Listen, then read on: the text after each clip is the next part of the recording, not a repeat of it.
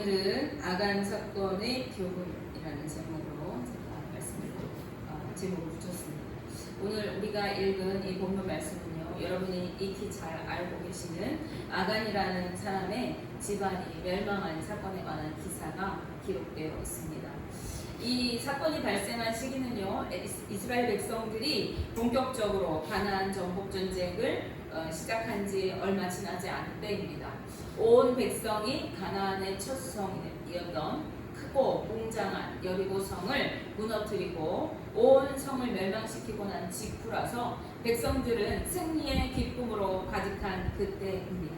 그때에 여리고성에 남아있는 전리품들을 이렇게 수거하다가 이 아간이라는 사람이 욕심을 내게 되어져요. 그래서 시날산의 아름다운 외투 한 벌과 은 200세겔과 또 50세겔의 금덩이 하나를 얼른 챙겨가지고 자신의 장막에 가지고 가서 땅속에 몰래 감추어 두었습니다.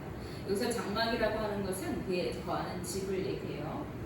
그들 중에 어느 누구도 아간이 이 자신의 집에 이 같은 전리품을 챙겼다가 감추었다는 사실을 아는 사람이 없었어요. 심지어 여호수아조차도 그 사실을 알지 못하고 여리고성보다 턱없이 작은 규모의 아이성을 점령하기 위해서 이제 정탐꾼을 보내게 됩니다.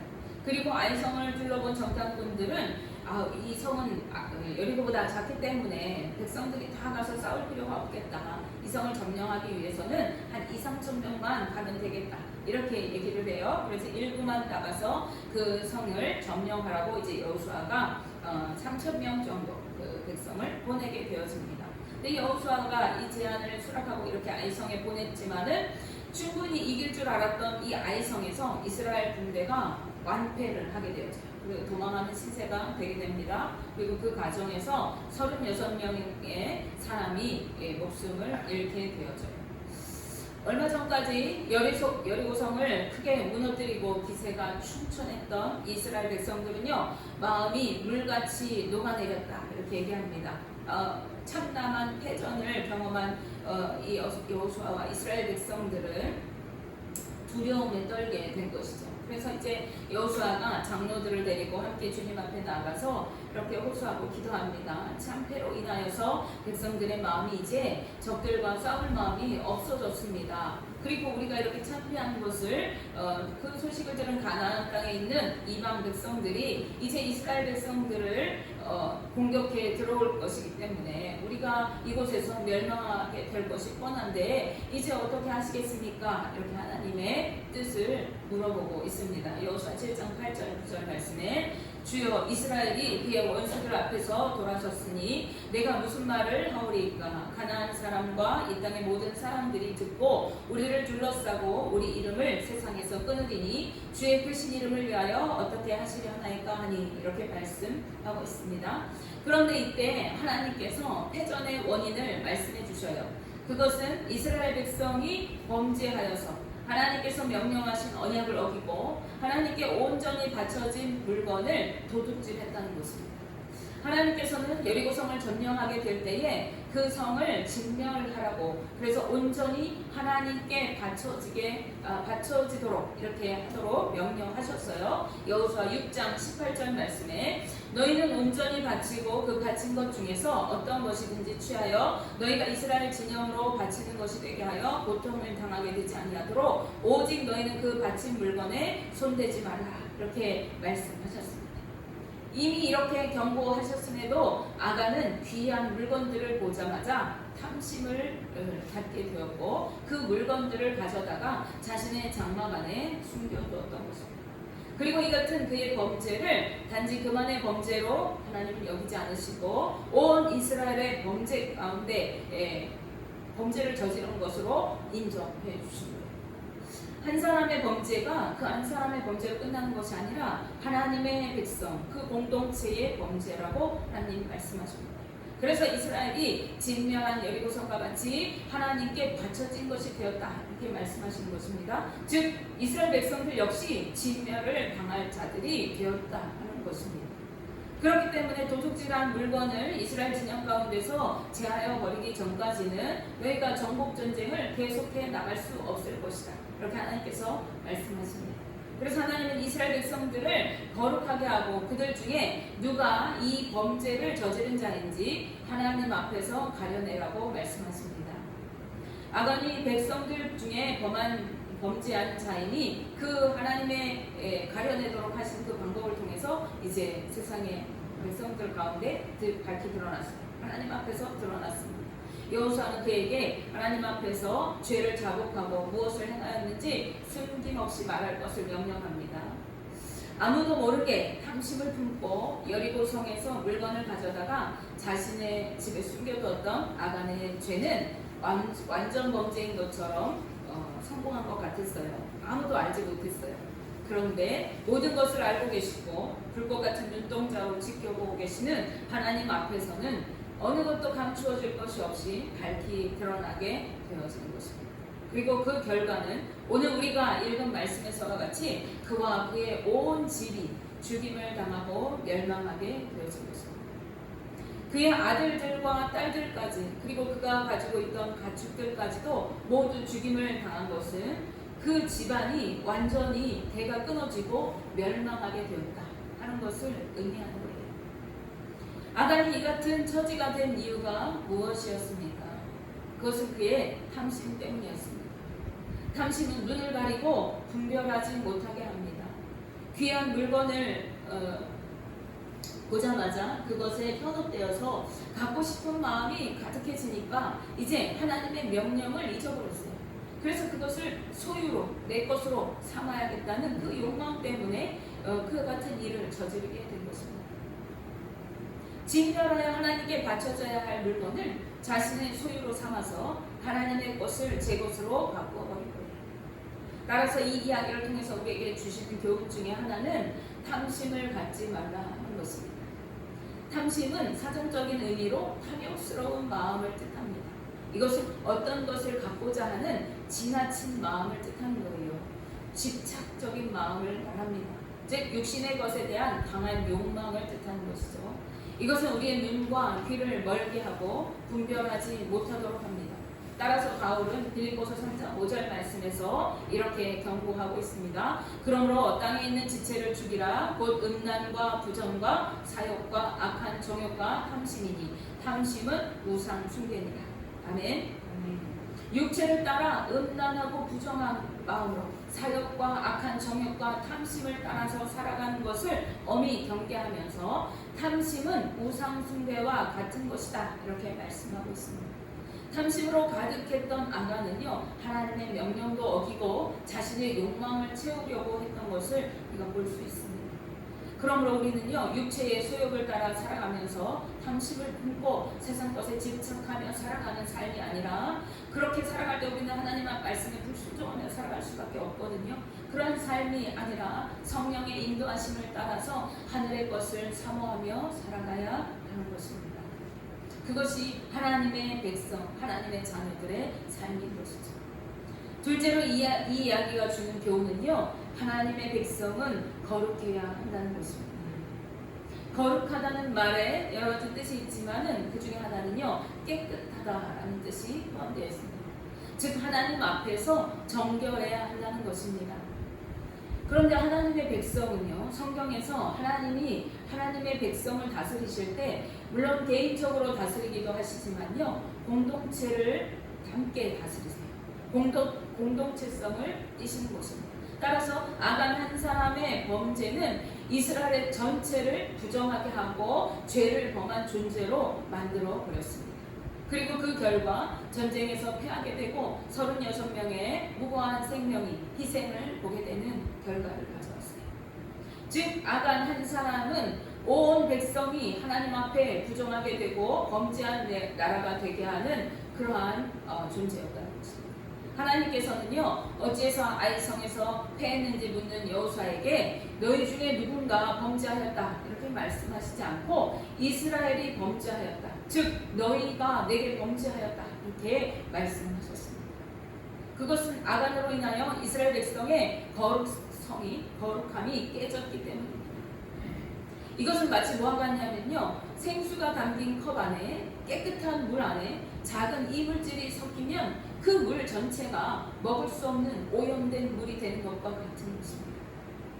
또한 신약시대의 교회 공동체를 한 몸으로 표현한 것과도 관련이 있어요.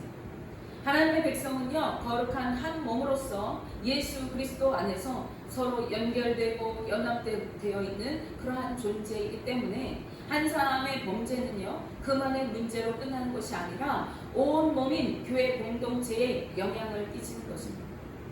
그러므로 하나님께서는 이스라엘 가운데서 망령된 일을 행하여 그들로 범죄하게 한 이 아간을 이스라엘 가운데서 제하여 버리라고 말씀하십니다. 그 아간을 제하는 것은 왜 그렇습니까? 이스라엘 백성의 거룩성을 회복하시기 위한 것입니다. 여호수아 7장 15절 말씀에 온전히 바쳐진 물건을 가진 자로 뽑힌 자를 불사르되 그와 그의 모든 소유를 그리하라. 이는 여호와의 언약을 어기고 이스라엘 가운데서 망령된 일을 행하였음이라 하셨다 하라. 이렇게 말씀합니다. 그를 뽑아버려서 이스라엘 가운데에 제해버리라 하는 것입니다.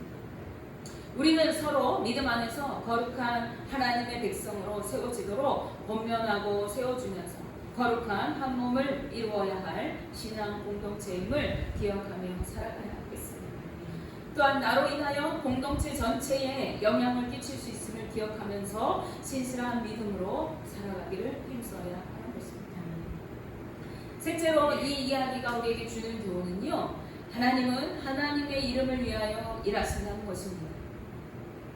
이 이야기를 아간의 입장에서 본다면 그와 그의 가문의 멸망은 억울한 일일 수도 있습니다. 겨우 옷 한 벌 때문에, 은금 조금 가진 것 때문에 자신이 죽는 것뿐만 아니라 온 집안이 멸족을 당하는 것은 너무한 것 아닌가 하는 생각이 들 수가 있습니다. 그러나 성경을 통해서 드러난 역사는요, 인간이 주인공이 아닙니다. 성경의 역사는 하나님께서 주인공이십니다. 성경은 온 세상을 창조하신 그 순간부터 마지막에 온 세상을 심판하시기 이르기까지 하나님께서 주관하시고 다스리시고 일하시고 하나님의 뜻을 이루어 가시는 기록이라고 할 수 있습니다. 그러므로 하나님이 주인공이신 것이에요.